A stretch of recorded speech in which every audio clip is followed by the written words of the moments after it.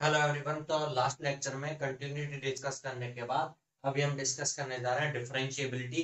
Differentiability समझने के लिए कंटिन्यूटी का नॉलेज होना चाहिए। तो जिन लोगों को कंटिन्यूटी का नॉलेज नहीं है उनको मैं सजेस्ट करूंगा पहले कंटिन्यूटी का लेक्चर देख लें। अच्छा, डिफरेंशिएबिलिटी में हमें करना क्या है? हमें डिफरेंशिएबिलिटी में ये चेक करना है कि कोई function y equal to f x is differentiable और नॉट। क्या हम डिफरेंशिएशन कर सकते हैं उस फंक्शन का या नहीं कर सकते हैं किसी पॉइंट पर। फॉर एग्जाम्पल वो point at x equal to a हो सकता है या कोई और पॉइंट हो सकता है, for example x equal to b, या कोई रेंज में हमें डिफरेंशिएबिलिटी चेक करनी हो सकती है कि ये जो फंक्शन है पर्टिकुलर फंक्शन या कोई और दूसरा फंक्शन भी हो सकता है, ये फंक्शन इस पूरी रेंज में डिफरेंशिएबल है या नहीं है। दो तरीके से, या तो ओपन इंटरवल के लिए हम ए और बी को इंक्लूड नहीं करेंगे, इससे बीच में पॉइंट्स पर डिफरेंशिएबल होना चाहिए, और अगर क्लोज्ड इंटरवल होगा तो ए और बी पर भी डिफरेंशिएबल हो और इसके बीच के सारे पॉइंट्स पर डिफरेंशिएबल हो। ये हम चेक करेंगे इंटरवल के लिए अगर हमें चेक करना हो, रेंज के लिए अगर हमें चेक करना हो। तो ये समझने के लिए कि कोई फंक्शन डिफरेंशिएबल है या नहीं है, पहले हमें डिफरेंशिएशन का मीनिंग क्या है ये क्लियर होना चाहिए, तभी हम डिफरेंशिएबिलिटी के लिए कंडीशंस क्या है वो समझ पाएंगे। उसके अलावा डिफरेंशिएशन का मीनिंग समझने के बाद हम डिफरेंशियल कैलकुलस के सारे जो प्रॉब्लम्स होती हैं वो समझ पाएंगे। तो अभी हम डिफरेंशिएशन का मीनिंग स्टार्ट करते हैं। आपको याद आ रहा होगा, अगर कोई function y equal to f x है, x का फंक्शन है, तो इसका x के रेस्पेक्ट में डिफरेंशियल dy बाई dx, जिसको आप एफ डैश एक्स भी कई बार कह देते हो, इसका मतलब ये होता है del y by del x। But ये एक्चुअल में कितना करेक्ट है ये समझते हैं। और इस del y by del x का मतलब ये है y में चेंज डिवाइड बाय x में चेंज। किस तरह से y में x में चेंज, उसको समझने के लिए एक एग्जांपल लेकर के चलता हूं। मैं कंसीडर कर रहा हूं एक फंक्शन है y और वो स्ट्रेट लाइन को फॉलो कर रहा है। स्ट्रेट लाइन का इक्वेशन तो ऐसा होता है y equal to m x plus c, journalist form में होता है। यहाँ पे जो m होता है, ये m जो होता है ये स्लोप होता है, और ये c जो होता है इंटरसेक्शन पॉइंट होता है। तो इसी की फॉर्म में एक मैं फंक्शन लेकर के चल रहा हूं y इक्वल टू 5x। अगर मैं ऐसा कंसिडर कर रहा हूं तो c 0 है, तो ये लाइन जो होगी ये इंटरसेक्शन पॉइंट ओरिजिन से पास होते हुए जा रही होगी, ऐसा कुछ होगी। अच्छा, अगर x की वैल्यू 1 देखें तो y का वैल्यू x की वैल्यू 1 पर क्या हो रहा होगा 5, x का वैल्यू 2 पर y का वैल्यू क्या हो रहा होगा 10, ऐसा कुछ हो रहा होगा ये लाइन। अगर इस लाइन में मैं अब यही अप्लाई करता हूं dy by d x, means del y by del x. तो डेल वाई का मतलब होता है चेंज इन y, और डिवाइड में करना है हमें चेंज इन x। तो मैं एक रेंज लेकर के चल रहा हूं 1 से लेके 2 तक। 1 से लेके 2 तक की रेंज में जो डेल एक्स आ रहा है दैट इज 1, और इस केस में y जो है 5 से 10 पर पहुंच गया है, तो जो डेल y आ रहा है दैट इज 5। तो आप कहोगे del y by del x की वैल्यू होगी 5 बाई 1। यहाँ पे डेल y का मतलब है चेंज इन y, और डेल x का मतलब है चेंज इन x। अच्छा, अब अगर इसकी बजाय मैं रेंज 1 से 2 लेने के बजाय 0 से 1 ले रहा होता, तो 0 से 1 में डेल x की वैल्यू क्या हो जाती, ये भी 1 होता, और 0 से 1 में 0 से 5 तक पहुंच रहा है तो डेल y की वैल्यू क्या हो रही होगी 5 हो रही होगी। तो इस केस में भी आप ये बोलते हैं कि del y by del x का वैल्यू 5 बाय 1 मीन्स 5 आ रहा है, मीन्स डिफरेंशियल की वैल्यू 5 आ रही है। अगर मैं इसकी बजाय 3 पर देखूं तो वैल्यू कितना बन रहा होगा 15। अगर मैं 2 से लेके 3, या मैं अगर 1 से 3 तक कह रहा हूं, तो डेल एक्स जो आ रहा होगा del y by del x में, डेल एक्स की वैल्यू तो हो जाएगी 2, और डेल वाई की वैल्यू हो जाएगी 1 पर है 5 और 3 पर बन रहा है 15, मतलब चेंज जो आ रहा है वो 10 का आ रहा है। 10 बाई 2 मीन्स 5। हर एक केस में चाहे मैं रेंज इस साइड में लूं या मैं आगे जाकर के लूं, चाहे मैं रेंज की जो स्ट्रिप की विड्थ लेके चल रहा हूं 1 लेके चलूं डेल एक्स की, या 2 लेके चलूं, हर एक केस में जो del y by del x आ रहा है वो 5 आ रहा है, मीन्स डिफरेंशियल की वैल्यू 5 आ रही है। क्या हम y इक्वल टू 5x के लिए डिफरेंशियल अगर देखें तो 5 ही होता है। डिफरेंशिएशन का बेसिक डिफरेंशिएशन की कुछ फॉर्म्स हमने डिस्कस की थी, ठीक है। डिफरेंशिएशन का मीनिंग तब तक हमने नहीं समझा था, केवल डिफरेंशिएशन किसी फंक्शन का क्या होगा वो कुछ वीडियोस में देखा है हमने, ठीक है। तो अभी डिफरेंशियल वैसे भी 5 आता है, और यहाँ से जो ये आ रहा है del y by del x ये भी 5 आ रहा है। अब ध्यान से देखना, ये 5 ही इसका m मींस स्लोप है क्या। कंक्लूजन यहां से ये निकल के आ रहा है कि जो डिफरेंशिएशन होता है वो स्लोप ऑफ द कर्व होता है, कर्व का डिफरेंशिएशन कर्व के स्लोप के इक्वल होगा। अभी कुछ और आगे और बढ़ते हैं। अभी एक एग्जांपल और लेता हूं मैं, फंक्शन है y equal to 3x plus 1। अगर इसका देखेंगे हम तो ये भी एक स्ट्रेट लाइन की इक्वेशन को फॉलो कर रहा है। यहाँ पर जो इंटरसेक्शन पॉइंट होगा दैट विल बी 1, आप समझ भी सकते हो। जब x की वैल्यू 0 है तो y का वैल्यू 1 हो रहा होगा। जब x का वैल्यू 1 होगा तो y का वैल्यू हो जाएगा 3 प्लस 1 मीन्स 4, तो ये 4 पर पहुंच रहा है। जब x का वैल्यू 2 होगा तो y का वैल्यू बन रहा होगा 6 प्लस 1 मीन्स 7, ये इस तरह से कुछ 7 पर पहुंच रहा होगा। मतलब ये लाइन कुछ इस यहां से कट करते हुए इस तरह से जा रही है, ठीक है। और अगर आप बैक साइड में देखोगे तो ये 0 कब हो रहा होगा y का वैल्यू, तो आप इसको 0 के इक्वेट करके यहां से कैलकुलेट कर सकते हो कि x का वैल्यू -1/3 जब हो रहा होगा, -1 से कब इस साइड में रहेगा -1/3, तब ये ऐसे कट करते जाओगे। ये है स्ट्रेट लाइन। अब इस फंक्शन के लिए अगर आप इस y का dy बाई dx कैलकुलेट करें तो आप कहोगे change in y divide by change in x। मैं एक रेंज लेकर के चल रहा हूं 1 से लेके 2 तक की। 1 पर 4 हो रहा है, 2 पर वैल्यू जो आई थी वो कैलकुलेट की थी हमने, कितनी बन करके आई थी 7 वैल्यू बन करके आई थी। चेंज इन y कितना हो गया 3, divide by change in x कितना बन रहा है डेल x 1, रेशियो 3 बन करके आ रहा है।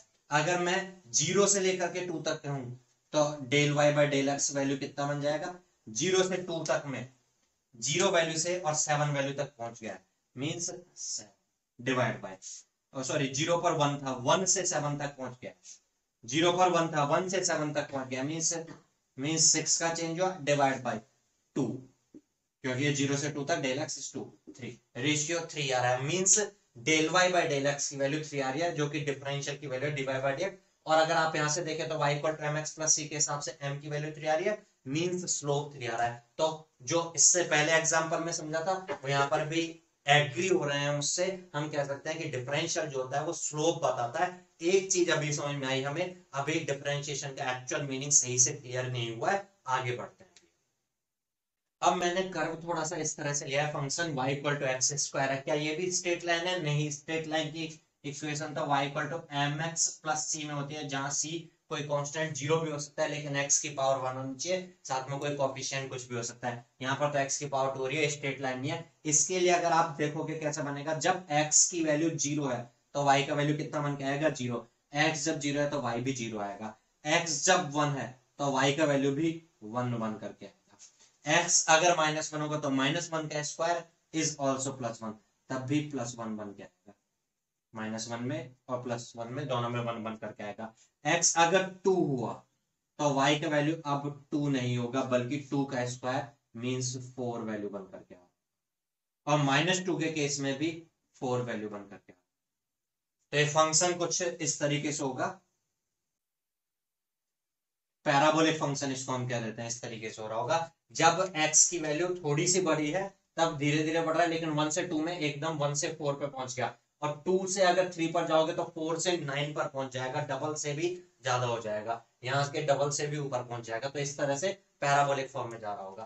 अब अगर इस फंक्शन के लिए आप देख रहे हो, ये वाले फंक्शन के लिए dy बाई dx, तो ध्यान से देखना, अगर मैं रेंज लेके चलता हूँ 0 से लेके 1 तक तो डेल x का वैल्यू कितना होगा 1 और डेल y का वैल्यू कितना होगा 1, मींस dy बाई dx में del y by del x बन जाएगा 1/1 मींस वैल्यू 1 करके आ गई।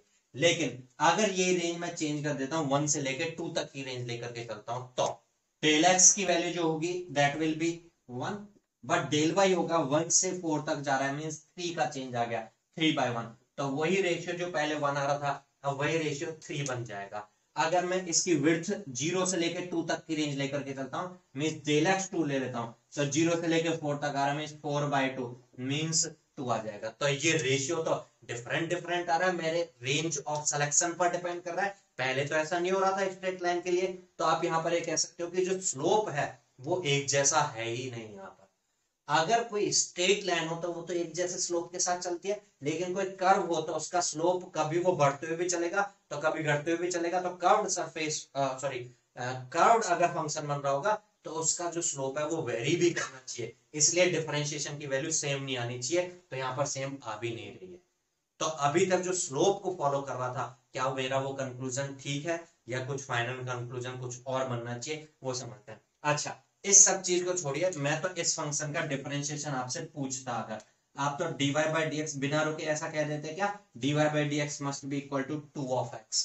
यहां से क्लियर हो रहा होगा कि dy by d x x पर डिपेंड करेगा। x अगर आप कम लोगे तो कुछ और आएगा, x ज्यादा बढ़ाओगे तो ज्यादा आएगा। इसका मतलब हर पॉइंट पर सेम नहीं आना चाहिए डिफरेंशिएशन। यहां पर भी हम समझ रहे हैं तो सेम नहीं आ रहा है डिफरेंशिएशन। पहले तो सेम आता था स्ट्रेट लाइन में, यहां पर सेम नहीं आ रहा है डिफरेंशिएशन। तो डिफरेंशिएशन का एक्चुअल मीनिंग अभी तक हमारे हाथ नहीं लग पाया है। अभी और आगे बढ़ते हैं थोड़ा सा। तो अभी तक जो हमने समझा उससे क्या मैं कह सकता हूँ, क्या मैं कह सकता हूँ, सही कह रहा हूँ क्या, हम कह सकते हैं क्या कि डिफरेंशिएशन जो होता है वो स्लोप ऑफ द कर्व होता है। बट क्या ऐसा भी होता था कि केवल स्ट्रेट लाइन ऐसी होती है जिसका जो स्लोप ऑफ द कर्व है वो सेम होगा, कहीं पर भी देखें हम होल रेंज में, बट बाकी जो कर्व्स होंगे उनका जो स्लोप होगा, हमने देखा था y equal to x square का, आप रेंज अगर चेंज कर रहे थे तो डिफरेंट डिफरेंट आ रहा था। तो हमें डिफरेंशिएशन जो होता था, अगर वो स्लोप बोलते तो फिर तो अलग अलग जगह पर अलग अलग आ रहा होगा। तो अभी फाइनल डिफरेंशिएशन को कैसे समझेंगे वो देखते हैं। डिफरेंशिएशन जो होता है वो केवल स्ट्रेट लाइन के लिए सेम रहता है। अगर मुझे कैलकुलेट करना है इस कर्व का डिफरेंशिएशन एट दिस पॉइंट, तो मैं क्या करूंगा, इस कर्व की बजाय इस पॉइंट पर इस कर्व का टेंजेंशियल बना दूंगा। टेंजेंशियल लाइन का मतलब जो इसको टच करते हुए जाए, मान लो इस पॉइंट पर देख रहे हैं हम, तो इस पॉइंट पर टच करते हुए जानी चाहिए, इस कर्व को कट नहीं करनी चाहिए। आगे जाके कहीं पर कट करे उससे मतलब नहीं है, जैसे ये कर्व ऐसे आ रहा होगा तो आगे जाके कहीं कट कर रही होगी, लेकिन इस पॉइंट पर से कट करते हुए नहीं निकलनी चाहिए। जैसे अगर मुझे यहाँ पर अगर देखना है टेंजेंशियल लाइन, तो मैं इस तरह से नहीं मान सकता, इस तो इसको कट करके चलेगी, इस जगह से टच करके जानी चाहिए, आगे जाके कहीं पर कट कर जाए उससे फर्क नहीं पड़ता। तो हम बोलेंगे टेंजेंशियल लाइन इसके।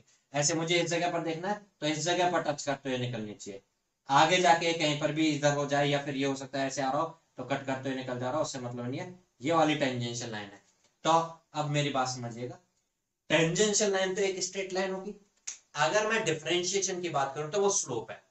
और हमने समझा था कि कर्व का स्लोप तो हर जगह पर डिफरेंट हो रहा होता है।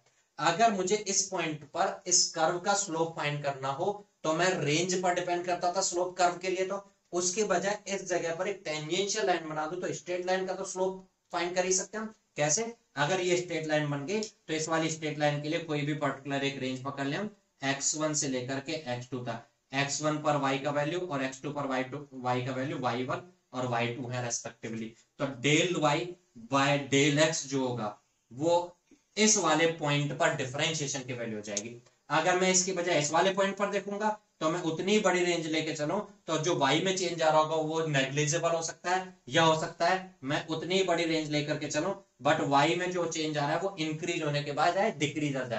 डिक्रीज हो क्या जाएगा, तो डेल y की जो वैल्यू होगी वो नेगेटिव होकर के कुछ आ जाएगी। Means del y by del x तो कुछ पॉजिटिव होगा, आप हमेशा आगे बढ़ करके देख रहे होते हैं x1 पॉइंट से लेकर x2 तक में, तो negative divide by positive means result negative आ जाएगा, मींस स्लोप की वैल्यू इस वाले लाइन के लिए नेगेटिव है। तो आप ये कह सकते हैं हमें स्ट्रेट लाइन का स्लोप तो निकाल ही सकते हैं। अगर मैं किसी कर्व के लिए डिफरेंशिएशन का मतलब समझूं तो एक्चुअल में वो उस पॉइंट पर उस कर्व की जो टेंजेंशियल लाइन बनेगी जो कि एक स्ट्रेट लाइन है, उस स्ट्रेट लाइन के स्लोप के इक्वल होगा। तो जो अभी तक हमने समझा था कि ये स्लोप के इक्वल होना चाहिए वो चीज भी जस्टिफाई हो रही है। और क्योंकि हर पॉइंट पर लाइन की टेंजेंट जो कर्व की टेंजेंशियल लाइंस है उनका जो झुकाव होगा वो भी डिफरेंट डिफरेंट होगा, तो अपने आप से डिफरेंशिएशन की वैल्यू भी डिफरेंट डिफरेंट आ जाएगी। लेकिन जो dy बाई डी एक्स है, ये सारा कंक्लूजन ऐसे निकला था del y by del x equal होता है, इसमें थोड़ा सा आपकी फाइनल नहीं है ये रिप्रेजेंटेशन, ये समझने के लिए हमने देख लिया था, इसमें कुछ थोड़ा सा चेंज और होना चाहिए। वो क्या होना चाहिए देखिएगा, अगर मैं किसी कर्व के लिए बात कर रहा हूं, मैंने मान लो ये पॉइंट लिया x और यहां पर मैंने डिफरेंशिएशन फाइंड किया, तो वो तो टेंजेंशियल लाइन हो जाएगी, उसका स्लोप हो जाएगा। अच्छा, उसके लिए मैं इस कर्व में अगर x1 पॉइंट और x2 पॉइंट इस x पॉइंट के around x equal to a के अराउंड x1 x2 इस तरह से लेकर के चलता, तो जो y1 और y2 होंगे वो चेंजेस को शो कर रहे होंगे। लेकिन क्या एक्चुअल वो कर्व को फॉलो कर रहे हैं, कर्व तो इससे थोड़ा सा चेंज होकर के आ रहा है। तो हम अगर रेंज को कम ज्यादा करें तो स्ट्रेट लाइन पे तो कोई फर्क नहीं पड़ता, हमने समझा था, हमने 1 की रेंज ली थी, 1 से लेके 2 तक ली थी, या 0 से लेके 2 तक ली थी, कोई फर्क नहीं पड़ा था। लेकिन कर्व के लिए क्या होगा, अब इसी कर्व के लिए मैं थोड़ी बड़ी रेंज ले लूं यहां तक, तो फिर ये तो ओरिजिनल कर्व को बिल्कुल फॉलो नहीं कर रहा है। तो कर्व के लिए एक्चुअल में जो रेंज लेके चलनी होगी वो बहुत छोटी रेंज लेके चलनी होगी, क्योंकि अगले पॉइंट पर जाकर के तो उसका स्लोप ही डिफरेंट हो जाता है। हमने समझा था ना, कर्व का स्लोप डिफरेंट डिफरेंट हो रहा होगा, यहाँ पर थोड़ी ज्यादा रेट के साथ ऊपर बढ़ रहा है, फिर थोड़ा कम रेट के साथ ऊपर बढ़ रहा है, फिर तो बढ़ना ही कम हो गया, खत्म हो गया, फिर बल्कि घटना और स्टार्ट हो गया। इसलिए एक्चुअल जो जिससे केवल स्ट्रेट लाइन नहीं सभी पर फॉलो हो जाए dy बाई डी एक्स का डेफिनेशन, तो आपको याद आ रहा होगा, आप बुक्स में पढ़ते होंगे, बचपन में पढ़ा होगा आपने हाई स्कूल में, dy बाई डी एक्स का जो वैल्यू होता है वो del y by del x ही होता है। लेकिन कंडीशन ये होती है कि जो ये x में रेंज लेकर चल रहे हैं ये बहुत बड़ी नहीं लेनी हमें, क्योंकि पॉइंट पर फाइंड करना है। अगर बहुत बड़ी ली तो अगल बगल की बहुत बड़ी रेंज आ जाएगी, जो कि अलग अलग पॉइंट पर फिर डिफरेंट स्लोप्स को के लिए होनी चाहिए थी, बट वो सेम स्लोप बन करके आ जाएगा। इसलिए कंडीशन ये लेके चलते हैं हम कि डेल एक्स बहुत कम हो, टेंस टू 0 हो। तो differentiation dy by d x का मैथमेटिकल रिप्रेजेंटेशन तो होगा del y by del x when del x tends to 0। मतलब कोई कर्व है, अगर इस कर्व का इस पॉइंट पर अगर आप dy बाई डी एक्स हो तो एक बहुत छोटी सी रेंज लिया आपने dx डेल एक्स जो बहुत नेग्लिजिबल है, तो y में जो चेंज आया वो इंक्रीज होते आ रहा है डिक्रीज होते आ रहा है, वो रेशियो जो फाइंड करोगे दैट रेशियो पॉजिटिव या नेगेटिव आ जाएगा। अब अगर कोई फंक्शन का स्लोप इस तरह से आ रहा होगा तो डेल वाई जो होगा पॉजिटिव आएगा, अगर फंक्शन इस तरह से जा रहा होगा तो डेल वाई नेगेटिव आएगा। इसलिए डिफरेंशियल की वैल्यू पॉजिटिव आ रही है या नेगेटिव आ रही है, इससे हमें समझ में आ जाएगा अगर फंक्शन इंक्रीजिंग है या फंक्शन डिक्रीजिंग है। क्लियर होती होगी ये डिफरेंशिएशन का मीनिंग जो समझ में आ रहा है। तो अब डिफरेंशिएशन का फाइनल कंक्लूजन हम क्या कह सकते हैं वो समझने से पहले एक लास्ट एग्जांपल और देखिए। डिफरेंशिएशन का फाइनल कंक्लूसिव मीनिंग तक पहुंचाने के लिए एक लास्ट एग्जांपल मैं कंसीडर कर रहा हूं। मान लो मैं एक्स एक्सिस पर टाइम कंसीडर कर रहा हूं और टाइम के साथ टेम्परेचर जो चेंज हो रहा है उसको डिस्कस कर रहा हूं। मान लो 12 बजे टेम्परेचर की वैल्यू 30 डिग्री सेंटीग्रेड मेजर किया, ये टेम्परेचर 2 बजे बढ़ते हुए 30 डिग्री सेंटीग्रेड से 40 डिग्री सेंटीग्रेड हो गया। अच्छा, अब मैं आपसे पूछूं क्या टेम्परेचर में चेंज हो रहा है, तो आप बोलेंगे हाँ चेंज हो रहा है। कितना चेंज हो रहा है? 10 डिग्री सेंटीग्रेड डिक्रीज हुआ है इंक्रीज हुआ है? 10 डिग्री सेंटीग्रेड इंक्रीज हुआ है। अच्छा, मैं कहूं कि टेम्परेचर का रेट ऑफ चेंज क्या है, फिर अगर टेम्परेचर चेंज हो रहा है तो आप 10 डिग्री सेंटीग्रेड बोल देंगे क्या, या आप ये बोलेंगे रेट ऑफ चेंज पूछा है, इसका मतलब पर यूनिट टाइम में कितना चेंज हो रहा है। 12 से बज के 2 बजे तक मतलब 2 घंटे में 10 डिग्री सेंटीग्रेड टेम्परेचर चेंज हुआ है, तो इसका मतलब हर 1 घंटे में 10/2 में 5 डिग्री सेंटीग्रेड टेम्परेचर चेंज हो रहा होगा। तो क्या आप कहोगे कि rate of change 5 degree centigrade है, या बोलोगे rate of change 5 degree centigrade per hour है? यूनिट के साथ बोलोगे ना, इसका per unit time per hour है, डिग्री सेंटीग्रेड पर आवर ऐसा करके बोलोगे आप।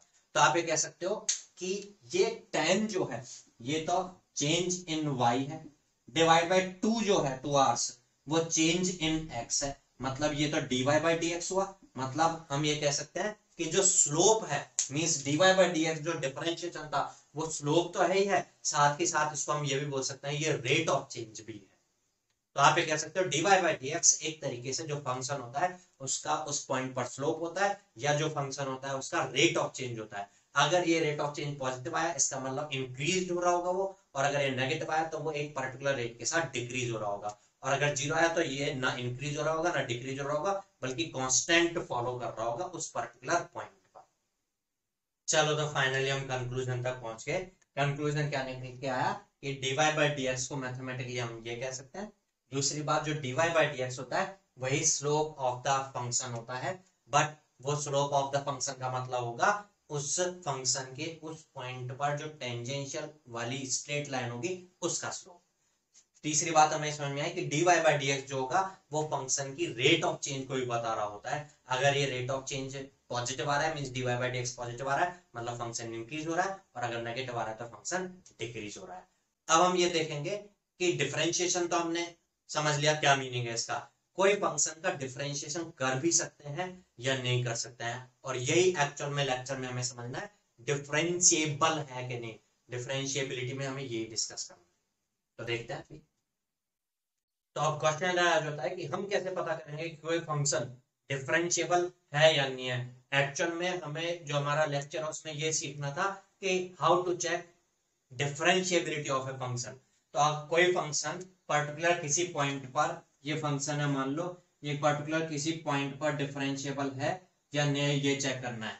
ठीक है, या इस पर्टिकुलर पॉइंट पर ये डिफरेंशिएबल है या नहीं, ये चेक करना है। आप ये इस चीज से समझ सकते हो डिफरेंशिएशन का मीनिंग क्या होता था। डिफरेंशिएशन का मीनिंग होता था ये कोई पर्टिकुलर फंक्शन है, अगर आप यहाँ पर डिफरेंशिएशन कर रहे हो x इक्वल टू बी पर, तो इसका मीनिंग होगा कि इस x इक्वल टू बी पर जो फंक्शन का कर्व बन रहा है, उस कर्व का जो टेंजेंशियल बनेगा इस पॉइंट के अराउंड, उस टेंजेंशियल वाली जो लाइन होगी स्ट्रेट लाइन, उसका स्लोप ही है डिफरेंशिएशन। अब कब हम डिफरेंशिएशन नहीं कर पाएंगे और कब हम कर सकते हैं वो समझना है हमें। कुछ थोड़ी सी चीज है उसी से क्लियर हो जाएगा, हमें डिफरेंशिएबिलिटी क्लियर हो जाएगी। तो इसको समझने के लिए मैंने ये 4 फंक्शंस देखे। हमें डिफरेंशिएशन अगर फाइंड करना है, फर्स्ट में x इक्वल टू a पर अगर डिफरेंशिएशन फाइंड करना है, तो a पॉइंट पर इस कर्व का टेंजेंशियल लाइन जो स्ट्रेट लाइन है आ रही है, उसका जो स्लोप आएगा वही डिफरेंशिएशन होगा। हालांकि हमें फंक्शन का जो एक्सप्रेशन होगा उसका डिफरेंशिएशन करना आता ही है, उससे हम कैलकुलेट कर लेंगे, लेकिन वो डिफरेंशिएशन इस लाइन के स्लोप के इक्वल होगा। अगर हम a की बजाय इस b वाले पॉइंट पर डिफरेंशिएशन फाइंड करने लगे, तो इसका मतलब होगा इस b वाले पॉइंट पर इसकी टेंजेंशियल लाइन बना दें। अगर हम ये टेंजेंशियल लाइन बन गया, तो ये जो लाइन का स्लोप आएगा वही इस बी पॉइंट पर डिफरेंशिएशन की वैल्यू होगी। ठीक है, अच्छा अब इसका मतलब ये नहीं है कि हम लाइन खींच करके उसका स्लोप कैलकुलेट करने लग जाएंगे, हम करेंगे तो डिफरेंशिएशन ही, बट वो डिफरेंशिएशन की वैल्यू इस लाइन के स्लोप के इक्वल होती है। और डिफरेंशिएशन कैसे करते हैं, वो डिफरेंशिएशन कुछ फंक्शंस का करना सीखा है ही हमने। अच्छा, अगर सेकंड में केस में चलते हैं। अच्छा, यहाँ पर एक बात मेरे क्वेश्चन का आंसर देते चलिएगा, क्या ए वाले पॉइंट पर फंक्शन जो ये है ये कंटिन्यूअस है या नहीं है। कंटिन्यूटी का इससे पहले लेक्चर आपने देखा होगा, क्या है x इक्वल टू ए पर कंटिन्यूअस है नहीं है, x इक्वल टू बी पर एक कंटिन्यूअस है नहीं है, ये आपके माइंड में आंसर होना चाहिए। चलिए नेक्स्ट यहाँ पर चलते हैं। अगर मैं x इक्वल टू ए पर इस सेकंड वाले फंक्शन को समझूं, तो क्या ये x इक्वल टू ए पर अगर मैं इस फंक्शन का डिफरेंशिएशन फाइंड करना चाहूं, तो मुझे यहाँ पर टेंजेंशियल लाइन बनानी है। अब यहाँ जो टेंजेंशियल लाइन बनेगी, वो अगर मैं इस कर्व को यहाँ से इस तरह से देख रहा हूं, तो इस वाले पॉइंट पर कर्व का टेंजेंशियल बनाऊंगा तो ये बन के आना चाहिए। मैं इस तरफ से नहीं देखता बल्कि यहां से देख रहा होता, तो कर्व ऐसे जा रहा है, टेंजेंशियल जो बनना चाहिए इसके ऐसे बन के जाना चाहिए। भाई स्ट्रेट लाइन की टेंजेंशियल तो स्ट्रेट लाइन ही होती है ना, इसी के साथ टेंजेंशियल होते हुए ऐसे तो जा नहीं सकती स्ट्रेट लाइन। आप इस पॉइंट पर टेंजेंशियल बनाओगे तो सीधे ही निकलेगा इसके साथ। तो इधर इधर से देखूंगा तो टेंजेंशियल ऐसे आ रहा होगा, इधर से देखूंगा तो टेंजेंशियल ऐसे आ रहा होगा। तो इस पॉइंट पर अगर डिफरेंशियल कैलकुलेट करने लगे हम, तो इस लाइन का स्लोप होगा या इस लाइन का स्लोप होगा, दो ऑप्शंस बन करके आगे। मींस यहाँ पर डिफरेंशिएशन का कॉन्फ्लिक्शन आ जाएगा। इसका मतलब अगर यहाँ डिफरेंशिएशन कैलकुलेट करके फाइंड किया मैंने, तो वो इसके हिसाब से इसके हिसाब से किस हिसाब से मैच होगा, कंफ्यूजन बन करके आ जाएगा। एक्चुअल में इस केस में डिफरेंशिएशन पॉसिबल ही नहीं होगा। यहाँ पर सेकंड केस में x इक्वल टू ए पर डिफरेंशिएशन नहीं हो पाएगा, यहाँ पर तो टेंजेंशियल लाइंस बन करके आ पा रही थी, उनका डिफरेंशिएशन हो रहा था। अच्छा, अब मेरा एक क्वेश्चन आपने जैसे इसका माइंड में रखा हुआ है, यहीं पर x इक्वल टू ए पर ये फंक्शन कंटिन्यूअस है या नहीं है, ये आपके माइंड में आंसर होना चाहिए। कंटिन्यूटी हमने समझा। चलिए थर्ड पर चलते हैं। x इक्वल टू ए पर अगर मैं टेंजेंशियल बनाऊंगा, तो a पर जो फंक्शन है वो यहां से एकदम से सडन चेंज होकर के ऊपर आया और फिर ऐसे आ रहा है। अगर मैं a पर ही बात करूं तो पूरी वैल्यू a पर ही है ये। ठीक है, अगर टेंजेंशियल बनाऊंगा तो मैं इस हिसाब से बनाऊंगा तो टेंजेंशियल लाइन ऐसे आनी चाहिए इसकी। अगर मैं a पर x इक्वल टू ए पर फंक्शन को इस हिसाब से इस डेफिनेशन समझ रहा हूं, तो टेंजेंशियल लाइन ऐसे आनी चाहिए। और a पर मैं समझ रहा हूं तो टेंजेंशियल लाइन ऐसे आनी चाहिए। मतलब a पर जो टेंजेंशियल्स है उनका स्लोप इज डिफरेंशियल, कोई फिक्स वैल्यू आ नहीं पा रही। मींस a पर यहां पर भी डिफरेंशिएशन नहीं फाइंड कर सकते, क्योंकि कोई टेंजेंशियल लाइन जिसका स्लोप फाइंड कर पाना है वो कॉन्फ्लिक्टरी बन कर गया। चलिए अब ये आंसर, क्या ये x इक्वल टू ए पर कंटिन्यूटी है या नहीं है, ये भी आपके माइंड में होना है। फोर्थ केस को देखते हैं हम। फोर्थ केस में x इक्वल टू ए पर अगर मुझे डिफरेंशिएशन फाइंड करना हो, तो टेंजेंशियल लाइन का स्लोप फाइंड करना होगा। मैं कह सकता हूँ ये फंक्शन ऐसे आ रहा है, इसके टेंजेंशियल लाइन अगर बनाऊं तो ऐसे जा सकते हैं, कहीं कट तो नहीं करके गई। अगर मैं ऐसे बनाऊं तो ये भी तो कहीं कट करते हुए नहीं जा रही, इसके साथ चिपकते हुए निकल रही है, ये भी टेंजेंशियल है। अगर मैं ऐसे मानूं तो वो भी टेंजेंशियल है, टच करते हुए निकल रही है। अगर मैं ऐसे लाइन कंसीडर करूं तो वो भी टेंजेंशियल टच करते जा रही है, मैं ऐसे कंसीडर करूं तो वो भी टेंजेंशियल और उस पॉइंट से टच करते हुए निकल के आ जा रही है, तो यहाँ पर तो इनफाइनाइट पॉसिबिलिटीज हो जाएंगी, बट डिफरेंशिएशन तो कुछ एक फिक्स वैल्यू होना चाहिए, इसका मतलब ये भी डिफरेंशिएशन इसका पॉसिबल नहीं हो पाएगा, हम बता नहीं पाएंगे। अगर हम यहाँ पर देखें केवल फर्स्ट केस डिफरेंशिएबल था, second third fourth case differentiable नहीं है। अच्छा, फोर्थ केस पर ध्यान दीजिएगा, इसकी कंटिन्यूटी क्या है वो आपके माइंड में होना चाहिए। अब आप चारों केसेस में इन पॉइंट्स पर फंक्शन कंटिन्यूअस है या नहीं है, उसका आंसर मेरे साथ मैच करेगा। मैं कहूंगा ये function x equal to a पर कंटिन्यूअस है, आई थिंक आपका करेक्ट हो रहा होगा। जिनको कंटिन्यूटी नहीं समझ में आ रही हो अभी, वो पहले कंटिन्यूटी का लेक्चर देख लें, तब समझ में आना चाहिए। x इक्वल टू b पर भी कंटिन्यूअस होगा, यहाँ पर फंक्शन डिफरेंशिएबल भी है और कंटिन्यूअस भी है दोनों पॉइंट्स पर। यहाँ अगर हम देखें तो x इक्वल टू a पर फंक्शन क्या कंटिन्यूअस है, हाँ x इक्वल टू a के लेफ्ट से आते हुए वैल्यू देखें, x इक्वल टू a के राइट से आते हुए वैल्यू देखें, सेम बन के आ रही है, मतलब एक कंटिन्यूटी तो है यहाँ पर, बट क्या डिफरेंशिएबल आ पाया था, डिफरेंशिएबल नहीं था।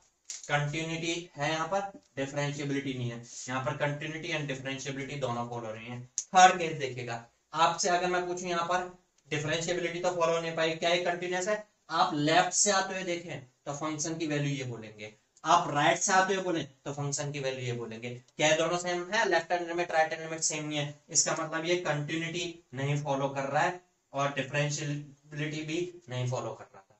चलिए फोर्थ केस को देखते हैं। फोर्थ केस में लेफ्ट से आते हुए बोलेंगे फंक्शन ये पॉइंट पर पीक पर जाकर के बोलेंगे, राइट से आते हुए बोलेंगे तो फंक्शन की वैल्यू ये पीक पर आते हुए बोलेंगे, left hand limit right hand limit और फंक्शन की वैल्यू सेम है, मींस यहाँ पर कंटिन्यूटी फॉलो कर रहा है, डिफरेंशियबिलिटी फॉलो नहीं। अच्छा, अगर मैं अब ऐसा बोलूं कि कोई फंक्शन अगर डिफरेंशिएबल है तो वो कंटिन्यूअस तो है ही है, देखना यहाँ पर डिफरेंशिएबल वाला केस तो फर्स्ट में है तो वो कंटिन्यूअस तो है, लेकिन अगर कोई फंक्शन कंटिन्यूअस है तो जरूरी नहीं है वो डिफरेंशिएबल, अगर कोई फंक्शन कंटिन्यूअस है तो वो जरूरी नहीं है डिफरेंशिएबल हो, अगर कोई फंक्शन डिफरेंशिएबल है तो वो कंटिन्यूअस होगा, ये आप गारंटी के साथ कह सकते हो, ठीक है।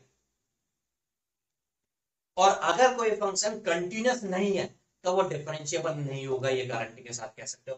अब आपको इस चीज को, ये दोनों जो पॉइंट है ये माइंड में रहने चाहिए आपके, दोनों पॉइंट एक बार मैं यहाँ पर बोल रहा हूँ कौन से दोनों पॉइंट्स हैं, आप देख सकते हो, ये दोनों पॉइंट आपके माइंड में रहने चाहिए।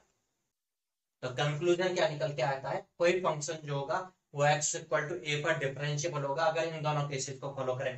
पहला x इक्वल टू a पर उसका कंटिन्यूअस होना जरूरी है, मैं यहां से देख सकता हूं, देखना जो कंटिन्यूअस नहीं है x इक्वल टू a पर, ऊपर वाले पार्ट में मैं कंटिन्यूअस की बात कर रहा था, वो तो डिफरेंशिएबल हो ही नहीं सकता है। जो कंटिन्यूअस है वो डिफरेंशिएबल हो सकता है, जो कंटिन्यूअस है वो डिफरेंशिएबल हो सकता है, मतलब केवल कंटिन्यूअस होने से डिफरेंशिएबल होना जरूरी नहीं है, पहला केस तो फॉलो होना ही चाहिए, कंटिन्यूअस तो होना ही चाहिए। साथ साथ उस x equal to a point के अराउंड लेफ्ट हैंड डेरिवेटिव और राइट हैंड डेरिवेटिव दोनों सेम होने चाहिए।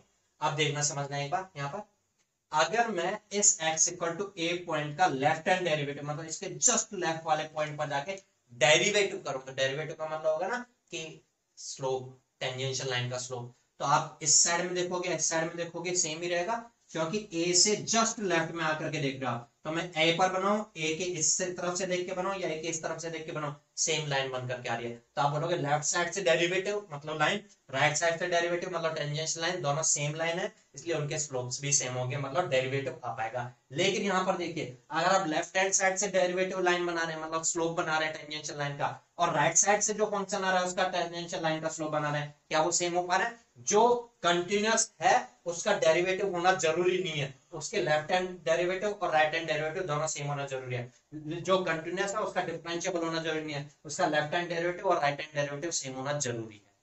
क्लियर बात? चलिए यहाँ पर देखें, जो कंटिन्यूअस नहीं है वो तो डिफरेंशिएबल हो ही नहीं सकता। आप कह सकते हो कंटिन्यूअस फंक्शन नहीं होगा तो एकदम से सडन जंप होगा, सडन जंप होने के बाद इस साइड में कुछ जा रहा होगा। अब ध्यान से एक चीज और समझना, एक और इसी एग्जांपल को समझने के लिए मैं एक एग्जांपल और लेके चलूं। इसी केस में फंक्शन फर्स्ट जो था उसकी बजाय आप समझना ग्रीन कलर में मैं बना रहा हूं, ऐसा होता। आप फंक्शन का लेफ्ट साइड से डेरिवेटिव देखोगे तो टेंजेंशियल लाइन ये बनेगी, राइट साइड से डेरिवेटिव देखोगे तो टेंजेंशियल लाइन ये बनेगी। क्या टेंजेंशियल लाइन सेम पैरेलल है, मतलब दोनों का स्लोप सेम होगा ना, मतलब लेफ्ट हैंड डेरिवेटिव और राइट हैंड डेरिवेटिव सेम है, सेकंड कंडीशन फॉलो हो रही है, बट क्या है कंटिन्यूअस है और ये डिफरेंशिएबल नहीं था। मतलब डिफरेंशिएबल होने के लिए कंटिन्यूअस होना भी जरूरी है केवल कंटिन्यूस होने से काम नहीं चलेगा, लेकिन लेफ्ट हैंड डेरिवेटिव और राइट हैंड डेरिवेटिव सेम होना जरूरी भी है, लेकिन कंटिन्यूस भी होना चाहिए, तभी ये कंडीशन भी फॉलो होगी। ठीक है था।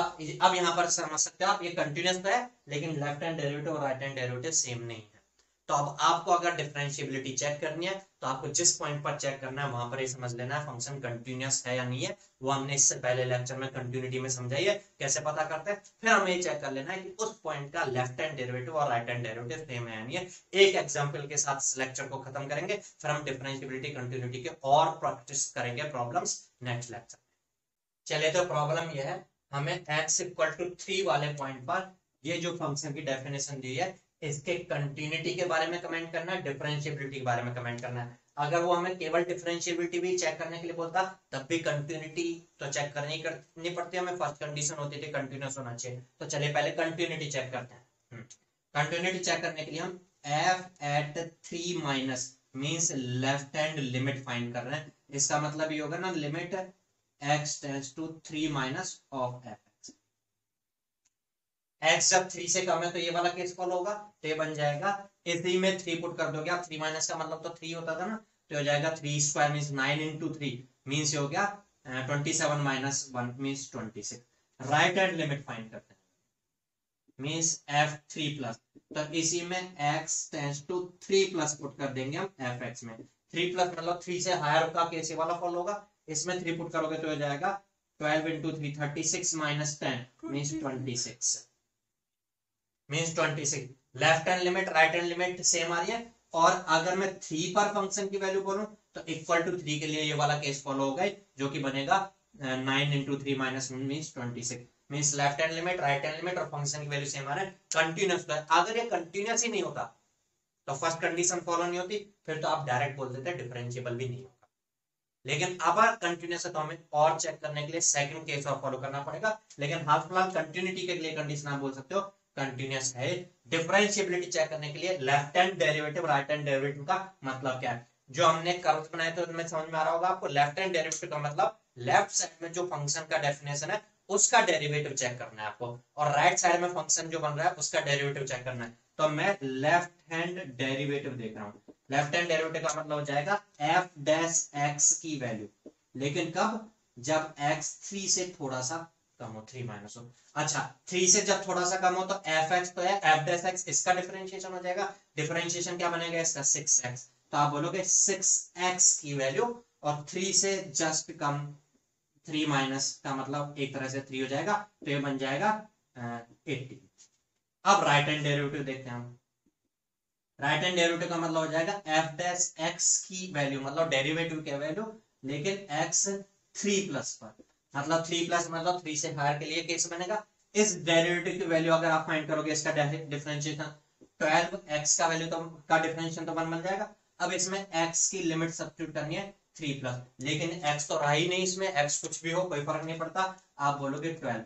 क्या लेफ्ट हैंड डेरिवेटिव और राइट हैंड डेरिवेटिव सेम आ रहा है? नहीं आ रहा, इसका मतलब ये डिफरेंशिएबल नहीं है। हो सकता है फंक्शन ऐसे होते कंटिन्यूटी भी फॉलो कर रहे होते, लेफ्ट हैंड डेरिवेटिव और राइट हैंड डेरिवेटिव भी सेम आ रहे होते, तो हम बोल देते हैं वो डिफरेंशिएबल भी होगा। लेकिन अभी हाल फिलहाल हम आंसर बोलेंगे ये डिफरेंशिएबल नहीं। एक चीज आपको याद आ रही होगी, कंटिन्यूटी के लेक्चर में भी हमने समझा था, कोई भी एल्जेब्रिक पॉलिनोमियल हो वो हमेशा कंटिन्यूस होता है। अब ये बात और माइंड में डाल लेना कि वो डिफरेंशिएबल भी होता है। अच्छा अगर अब आगे से केवल ये आप माइंड में डाल दें कि कोई भी एल्जेब्रिक पॉलिनोमियल हमेशा डिफरेंशिएबल होता है, और डिफरेंशिएबल फंक्शन तो कंटिन्यूस तो होगा ही होगा, क्योंकि कंटिन्यूस और left hand derivative right hand derivative दोनों के कंडीशन फॉलो कर रहा हो ना, तो वो कंटिन्यूस तो होगा ही होगा। तो अब आप फाइनल ये माइंड में डाल के रखिए, कोई भी एल्जेब्रिक पॉलिनोमियल, एल्जेब्रिक पॉलिनोमियल का मतलब हम समझ ही चुके थे पिछले लेक्चर में कि ये कोई एल्जेब्रिक फंक्शन बनकर क्या रहा है। इसका कर्व पता नहीं कैसे बनेगा, कैसे किस तरह से बनना होगा, लेकिन कोई भी ऐसा पॉइंट पॉसिबल नहीं होगा जहां पर ये डिफरेंशिएबल ना हो। हर जगह पर इसका डिफरेंशिएबल होगा, मतलब कोई ना कोई टेंजेंशियल लाइन बन रही होगी जो जिसका स्लोप आप फाइंड कर सकते होंगे, मतलब डिफरेंशिएशन इसका कर सकते होंगे। Algebraic polynomial is always differentiable. और अगर कोई पॉलिनोमियल इस तरह से हो जाए fx equal to x plus 3 by x minus 1, ये एल्जेब्रिक पॉलिनोमियल का फंक्शन है। हमने पिछले लेक्चर में समझा सिंगुलैरिटी पॉइंट, इसमें सिंगुलैरिटी पॉइंट क्या होगा x इक्वल टू 1। क्या x इक्वल टू 1 पर कंटिन्यूस होगा? सिंगुलरिटी पॉइंट्स पर कंटिन्यूस नहीं होता था ना, क्योंकि इनफाइनाइट वैल्यू आ जाती थी, अगल बगल में फाइनाइट वैल्यू, सिंगुलरिटी पॉइंट पे इनफाइनाइट वैल्यू, इनको पोल्स भी बोलते हैं, ठीक है। तो x इक्वल टू 1 पोल पर इनफाइनाइट वैल्यू आ रही होगी। अब जब ये कंटिन्यूस नहीं होगा x इक्वल टू 1 पर, तो डिफरेंशिएबल भी नहीं होगा, क्योंकि कंटिन्यूस होने के लिए, सॉरी, क्योंकि डिफरेंशिएबल होने के लिए कंटिन्यूस होना तो जरूरी है ही, इसलिए डिफरेंशिएबल भी नहीं। अभी हमने ये लेक्चर्स में कंटिन्यूटी और डिफरेंशिएबिलिटी सीखी है, पिछले एक लेक्चर में कंटिन्यूटी समझा, फिर डिफरेंशिएबिलिटी समझा। अब इसके मोर क्वेश्चन प्रैक्टिस करेंगे हम नेक्स्ट प्रैक्टिस प्रॉब्लम सेशन में। Thank you.